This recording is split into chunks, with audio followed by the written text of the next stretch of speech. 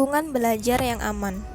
Lingkungan belajar yang aman adalah lingkungan belajar yang mampu memberikan rasa aman dan nyaman bagi siswa maupun guru. Pada dasarnya, lingkungan aman mencakup dua komponen, yaitu lingkungan aman secara fisik dan lingkungan aman secara psikis.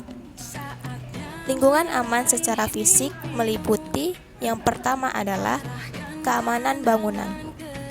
Bangunan yang aman perlu memenuhi persyaratan keselamatan, kesehatan, dan kenyamanan, serta penataan lingkungan atau ruang bermain belajar dan tata ruang yang aman dan mudah dipantau oleh guru. Bangunan yang memenuhi syarat keselamatan adalah bangunan yang memiliki konstruksi yang kukuh, stabil, dan tahan gempa, apapun material atau bahan bangunannya. Hal ini diharapkan dapat melindungi warga sekolah, khususnya siswa. Sistem pelindungan terkait keamanan bangunan meliputi hal berikut. Pertama, memiliki ventilasi udara dan pencahayaan yang cukup baik. Kedua, memiliki tempat pembuangan sampah yang mudah dijangkau oleh siswa. Tiga, memiliki instalasi listrik yang aman dan berfungsi dengan baik. Yang kedua adalah keamanan lingkungan. Keamanan lingkungan merupakan salah satu faktor pendukung terjadinya kegiatan pembelajaran.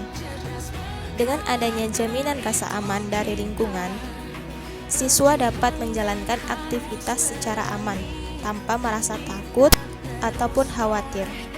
Selanjutnya yang ketiga adalah keamanan no smoking area, yang mana lingkungan belajar yang aman bagi siswa adalah lingkungan belajar yang bebas dan terhindar dari asap rokok atau no smoking area. Selanjutnya yang terakhir yaitu ketersediaan P3K. Ketersediaan P3K di sekolah sebagai fasilitas untuk menghadapi kondisi darurat jika terjadi hal-hal yang tidak diinginkan pada siswa. Peralatan P3K yang perlu dipersiapkan di sekolah diantaranya yaitu kaset steril, plester obat, kapas, gunting, dan obat-obatan. Sekolah yang aman tidak semata-mata dapat terwujud hanya dengan memenuhi keamanan dari aspek fisik saja. Aspek dari sisi psikologis juga sangat penting. Hal ini dapat ditempuh dengan beberapa cara. Yang pertama, penanaman nilai karakter utama kepada seluruh anggota komunitas sekolah.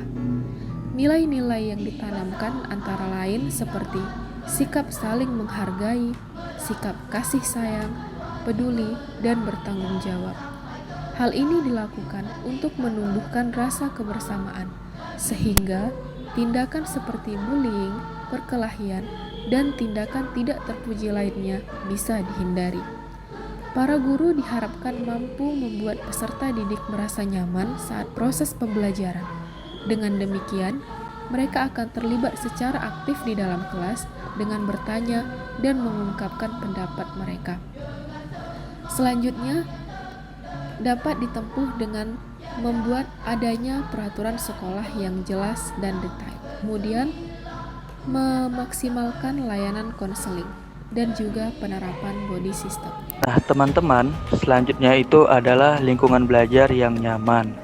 Nah, pada lingkungan belajar yang nyaman ini tentu saja harus diperhatikan oleh guru maupun sekolah. Hal tersebut dikarenakan agar proses pembelajaran yang diikuti oleh peserta didik dapat berjalan dengan baik dan nyaman, serta peserta didik tidak mengalami kesulitan ketika mengikuti proses pembelajaran. Oleh sebab itu, teman-teman, guru dan sekolah harus bisa menyediakan fasilitas-fasilitas yang terkait seperti sarana dan prasarana yang dapat menunjang kenyamanan dalam proses pembelajaran. Sarana dan prasarana tersebut dapat berupa ruang kelas, lalu alat-alat media yang dapat menunjang proses pembelajaran atau yang mendukung peserta didik untuk bisa lebih mudah mengikuti proses pembelajaran. Lihat dari hanya sebatas dari tersedianya sarana dan prasarana saja. tetapi kelayakan dari sarana dan prasarana tersebut.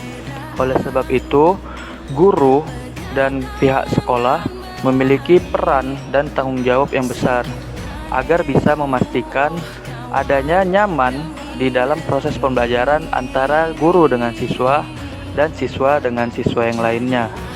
Oleh sebab itulah, guru sangat berperan aktif dalam membangun kelas yang dapat memiliki suasana lingkungan belajar yang nyaman. Kemudian, guru juga harus bisa memastikan bahwa ruang belajar yang diikuti oleh peserta didik tersebut memiliki sirkulasi udara yang cukup, agar siswa dapat mengikuti pembelajaran dengan konsentrasi dan tanpa mengalami gangguan-gangguan yang menyebabkan siswa tidak nyaman dalam mengikuti pembelajaran.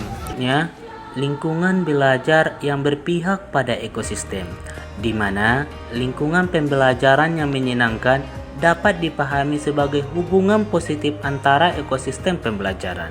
Hubungan positif seperti apa? Misalnya, hubungan antara sesama peserta didik, antara peserta didik dengan guru, bahkan antara peserta didik dengan materi pembelajaran yang akan disampaikan, dan antara guru dengan materi pembelajaran yang akan disampaikan. Nah, hubungan antara peserta didik ini dimanifestasikan dalam bentuk sikap saling menghargai. Apapun kondisi latar belakang mereka, tidak boleh terjadi perundangan. Contohnya yaitu bully antara sesama peserta didik yang mengakibatkan peserta didik yang dibully merasa rendah diri dan akhirnya menjadi tidak termotivasi dalam belajarnya. Selanjutnya adalah hubungan antara peserta didik dengan guru, diwujudkan salah satunya dengan sikap yang ramah dan menyambut baik yang harus ditunjukkan oleh guru kepada peserta didiknya. Guru harus menghargai setiap perbedaan dan karakteristik yang dimiliki oleh peserta didik. Inilah hakikat upaya guru dalam menciptakan lingkungan belajar yang berpihak pada ekosistem pembelajaran. Nah, guru ini juga memiliki peran yang sangat penting dalam membangun atmosfer lingkungan kelas yang positif, di mana lingkungan pendidikan untuk memfasilitasi pembelajaran seperti menata meja, kursi dengan penataan tertentu, memanfaatkan lingkungan alam untuk pembelajaran, dan mendekorasi ruangan kelas, dan memanfaatkan teknologi audiovisual dan digital. Itu adalah salah satu pembelajaran yang berpihak pada ekosistem pembelajaran.